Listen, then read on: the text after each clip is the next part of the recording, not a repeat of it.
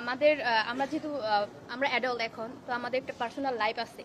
তো সেক্ষেত্রে হচ্ছে আমরা হচ্ছে রেস্টের দিনে যে কোনো সময় মন চাইলে কফি ক্যাফে কফি খাইতে যেতে পারি, বন্ধু বান্ধবদের সাথে ইয়া করতে পারি, এটা স্বাভাবিক।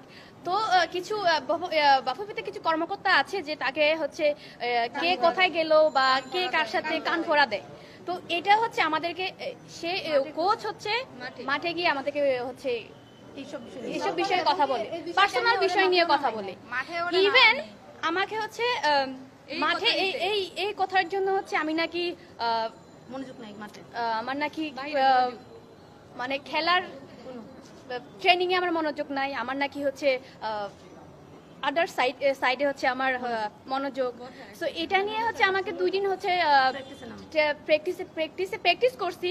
2 দিন হচ্ছে আমরা যখন নেপালে যাব, সো এক সপ্তাহ আগে হচ্ছে আমরা 11 ভার্সেস 11 খেলতাম। তো প্রত্যেকটা ট্রেনিং হচ্ছে আমি 11-এ খেলতাম। তো ওই 2 দিন একদিন আমাকে হচ্ছে মাঠে নামায়নি, আমাকে মাঠে নামাইছে। তারপরে আমি পরপর হচ্ছে 2টা মিসপাস করছি। তো মিসপাস করা হচ্ছে পার্ট অফ গেম, এটা হতেই পারে, স্বাভাবিক। তো আমি কেন মিসপাস করছি, আমার নাকি মনোযোগ নাই, আমার সাথে সাথে মাঠ থেকে উঠাই নিল। Okay fine.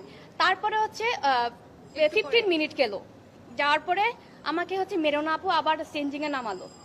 তো মেরুনা আপুকে বলতেছে যে ওকে কেন নামালে, ওরা সাথে সাথে আবার আমাকে হচ্ছে মাঠ থেকে নামাই নিল।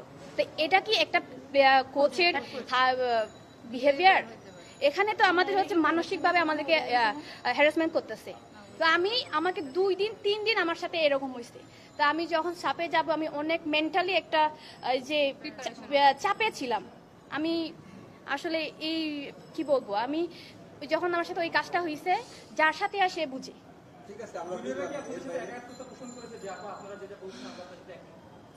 এটা জুনিয়র সিনিয়র বিষয় না, এটা হচ্ছে নিজের উপরে নিজের ডিসিশন।